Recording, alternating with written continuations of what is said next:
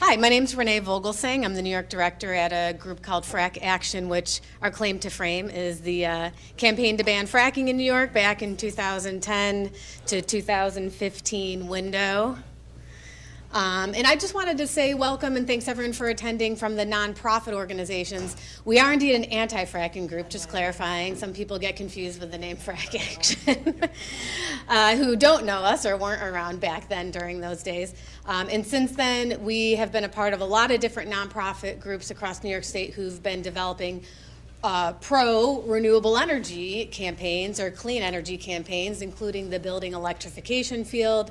But, you know, we kind of all have a history together here. So Concerned Health Professionals of New York, the group that Carmi represents, also started around the same time that elected officials to protect New York started, around that 2010 window, 2011. And it was all about bringing together health professionals in the field of talking about fossil fuel use, extraction, distribution, burning, you know, of course, in our homes, and the relationship to, of course, you know, doing the research and getting the data from actual scientists and health professional experts, as well as taking local action at the local level with local elected officials, and how passing bans on fracking at the local level really rose and inspired a whole state, and then the state taking that action rose and inspired other states across the nation, and now other countries. Our organization has moved on to help ban fracking in Ireland, and we work with folks in England, we worked in Maryland, Pennsylvania, and all over the place, and along with elected officials to protect New York, which started elected officials to protect America. So you guys really rose a big movement as well, and I know you do international work as well, so it's really awesome. So just wanted to put the context in. We're part of a lot of different campaigns, groups, the co-sponsors that you saw listed earlier this morning that Dominic mentioned.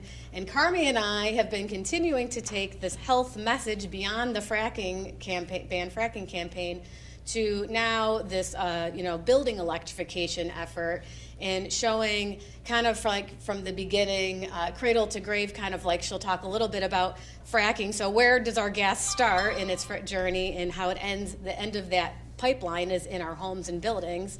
And I just wanted to say, you know, one more thing, that, you know, we're in a political landscape where I think it's good to talk about this transition to clean energy and to building electrification beyond just climate. While climate is really a big part of this in greenhouse gas emissions, public health, having clean water to drink, having clean air to breathe, not only outside but inside our homes and buildings, and the impacts of that on our health, is a really big part of why we're making this transition, of why we're electrifying, why we're going with clean energy. And I think we need to talk about that more with people, because I think that's a message. Clean air, clean water, and public health is a message that really resonates with people on a broad scale and across political you know, beliefs and boundaries. So Carmi Orenstein is the program director at Concerned Health Professionals New York, a co-founder of Concerned Health Professionals of New York. Got a master's of public health at UCLA, and now Concerned Health Professionals is a project of the Science and Environmental Health Network, and they've been putting together these compendiums, which she's going to talk about. So just wanted to say hello, give the context of all of our relationships here, and this is a presentation Carmi and I have been kind of taking on the road across the state. So I will give this to you. I don't know, I think it clips to you.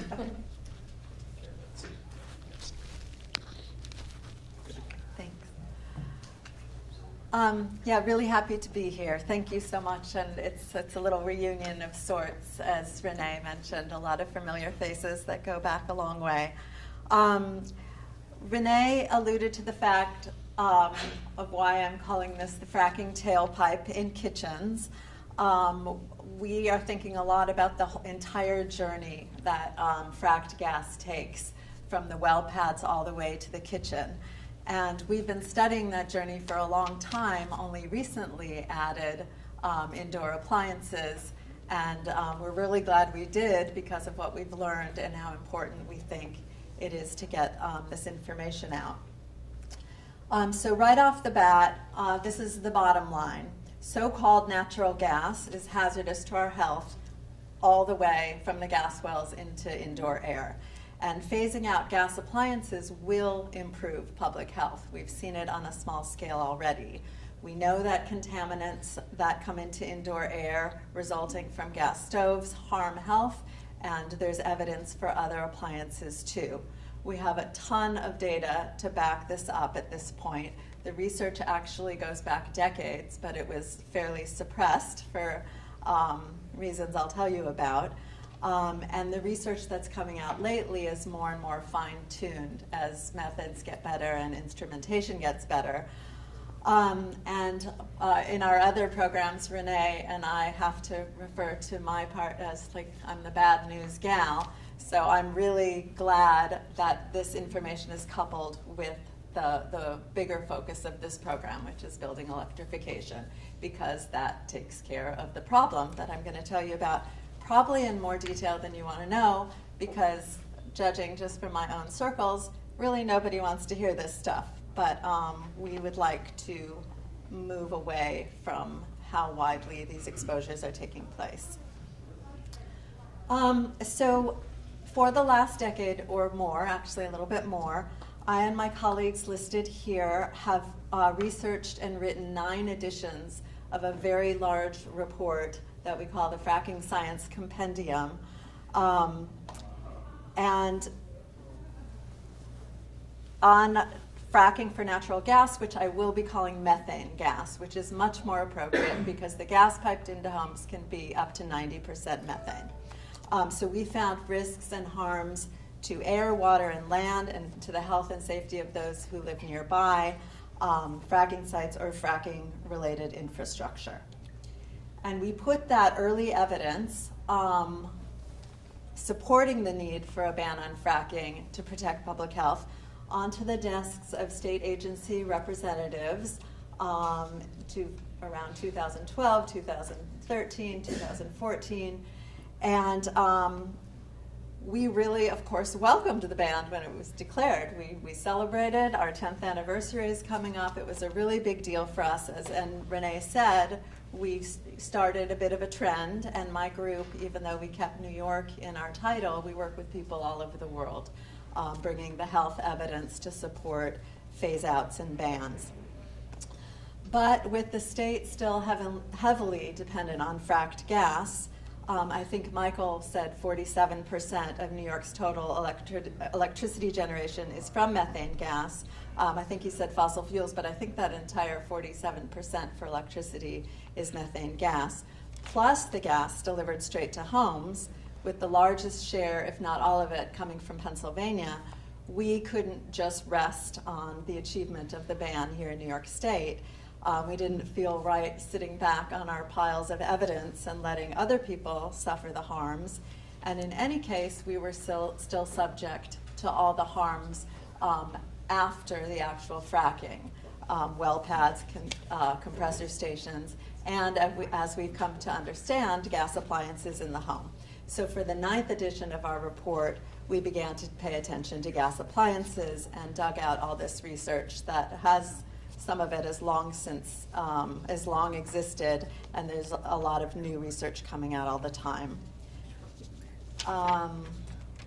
This was a change of orientation for us. We were used to studying large industrial sites and large-scale industrial activities, and now suddenly we're talking about a household appliance. So this is a real shift. And we typically focus on policy change for public health, not so much individual behavior, because as I think we all know, what policies are in place have a huge impact on what's even available to people to do in their daily lives. So just quickly covering the journey of the gas before it's delivered to buildings. Fracking itself, you're probably familiar with the technology. At these sites, including in Pennsylvania, West Virginia, Ohio, Texas, there are so many negative impacts to nearby communities, from air pollution to water contamination, and a growing list of health conditions that are either created or exacerbated by the pollution around these sites. After the gas leaves the site, we can add New York State residents to those in harm's way. We have thousands and thousands of miles of gas pipelines crisscrossing New York State. They vent methane and other pollutants into the atmosphere, just part of routine operations. And like every stop along the fracked gas journey, they're a public health risk. They can freeze, corrode, leak, ignite, explode, vent hazardous materials. Between 2002 and 2021, gas pipeline accidents caused at least 1,000 injuries and 227 fatalities in the US. And the gas then has to be in a highly pressurized state to actually go through the pipelines. And so we have compressor stations every 40 to 100 miles. And like so many parts of this whole infrastructure, there's environmental justice issues related to where these compressor stations are sited. Too often, they're put in areas that New York State has already identified as disadvantaged communities, and then these communities bear the brunt of this additional pollution from the compressor station. One study of the air emissions around 74 compressor stations in New York found 39 chemicals known to be carcinogens. Another study found, and here we're moving into indoor effects, cancer-causing benzene was 2 to 17 times higher inside homes near compressor stations than those further away. So methane gas is simply not safe to pipe into and burn in a home. I mean, we do it, but it's not safe. And these headlines show just a few of the residential gas leak explosions in New York State in 2023. The National Fire Protection Association reports an average of 125,000 residential gas leaks and 4,200 gas-ignited home fires annually. And you might remember in 2018 in Merrimack, Massachusetts, there was just a really extreme version of these explosions that have become far too routine. In that case, excessive pressure in gas lines caused a series of explosions across 40 homes. Do you guys remember this? And that ignited 80 individual fires. 30,000 people were evacuated, and a teenage boy was killed.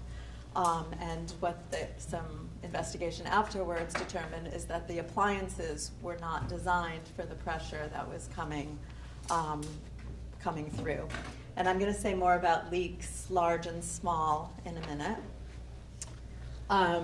You don't have to read the words there. I just thought it was a good description of, we're talking about outside and inside when we talk about gas appliances. So stoves are only one kind of appliance that can be in the home. As you know, we've been talking about this. But whereas gas-fired furnaces, clothes dryers, and water heaters exhaust combustion byproducts outside, that's required by building codes, gas stoves have no such requirement, so they pose unique risks because of their pollutants more often being directly put into indoor air. Portable gas heaters have no venting requirement either, but those have a warning label, and a lot of places don't allow them anyway, like large apartment complexes. We have pending legislation on warning labels on gas stoves, as does the state of Illinois, which also has a high percentage of gas versus electric stoves in homes. Did you hear the update for that? I'm not sure where that legislation stands. In New York, Illinois, and then also California, it moved really, really slowly. And in California, Governor Newsom vetoed it. Don't ask me why. Such a no-brainer. I mean, we're talking about a warning in the store, in the appliance section, and a sticker on the stove. Just of the basic, well-known facts of the emissions. It will be the same bill number as last session, and it will be introduced in the first couple of weeks of session. In last session, it moved pretty quickly, but it was introduced kind of late in the game, so I think we give some chance of passing this session. And just to be clear, my group doesn't believe that warning labels are a solution to the problem, but the extent that people don't know these basic facts about gas stove emissions It's really, really bad, and salespeople don't either. NYPIRG did a study about that, and salespeople, I mean, not to critique people in a difficult job, but they were actually sort of poo-pooing these planted research people's questions about health impacts. They were just going, nah. So it's a problem, and we definitely support the warning label, even though it's not going to solve the problem. Also important to know that even the appliances vented to the outdoors can have problems that let in pollutants to the indoors. These would include a furnace's heat exchanger cracking over time. That can lead to carbon monoxide coming back through, backdrafts from gas water heaters. So vented gas appliances can have problems too. And then there's outdoor, just looking back at outdoor air for a minute. Emissions from the home don't just disappear when they make it to the outdoors, but they contribute to that community's pollution levels and, of course, climate warming. A study came out this past Tuesday from Michael's group, Rewiring America, that found that if every American household could replace furnaces, hot water heaters, and clothes dryers, they didn't include gas stoves, that were powered by oil or gas, with electric appliances and heat pumps, annual greenhouse gas emissions could drop 400 million metric tons.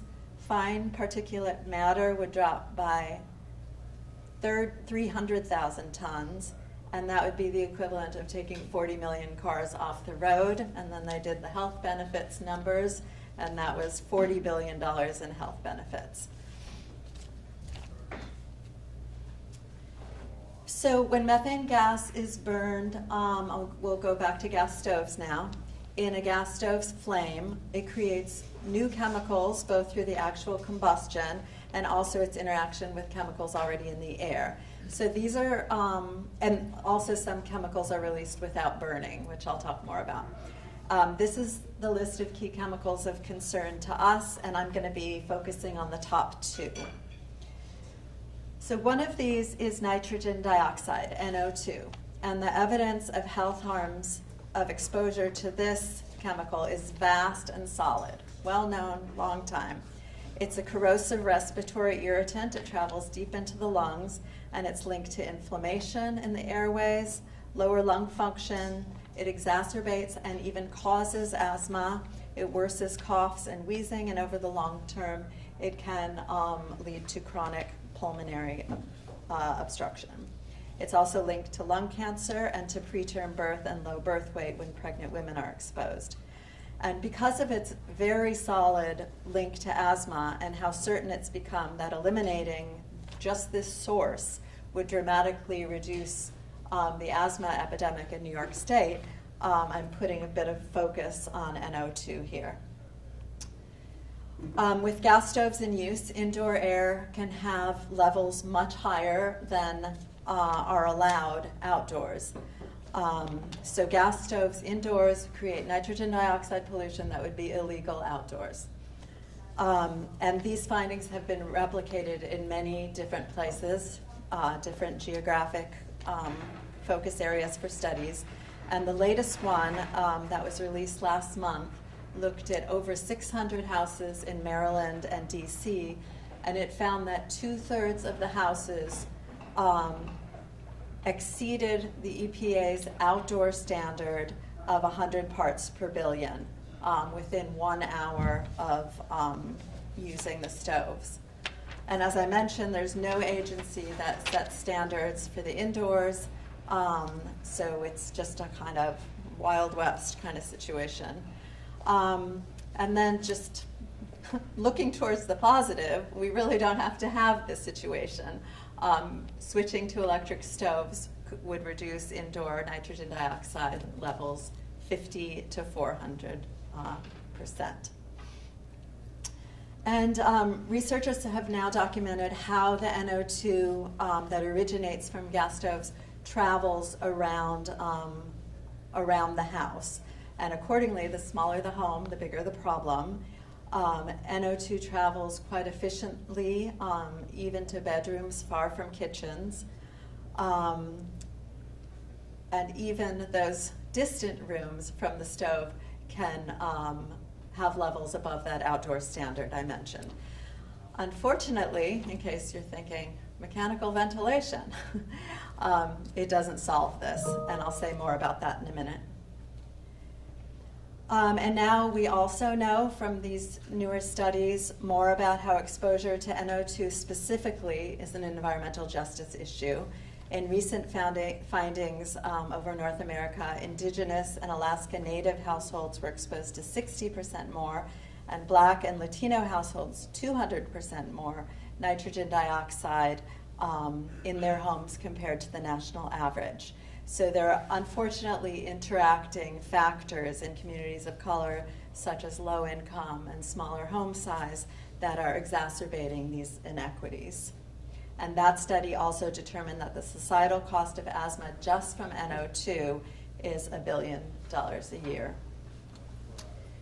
So with regard to the efficacy of ventilation hoods and opening windows, definitely yes, properly functioning, vented to the outdoors range hoods and fresh air coming in can reduce some of these pollutants.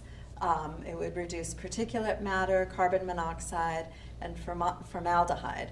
But first, 90% of rental homes don't even have range hoods. If they have them, they need to be vented to the outside, and many aren't. They just recirculate the air. And then there are behavior issues too, like they need to be put on at the very beginning of stove use, oven use, and kept on after cooking. And this is like, nobody does this, right? Does anybody do this? No, you don't do it. And also, as I mentioned, gas stoves leak some contaminants whether the stove is on or off. So obviously nobody runs their range hood venting to the outdoors 24 hours a day.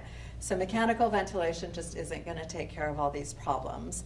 And that a key takeaway from some of the nitrogen dioxide studies is that that chemical, for some reason, is simply not reduced very dramatically by even a properly functioning range hood.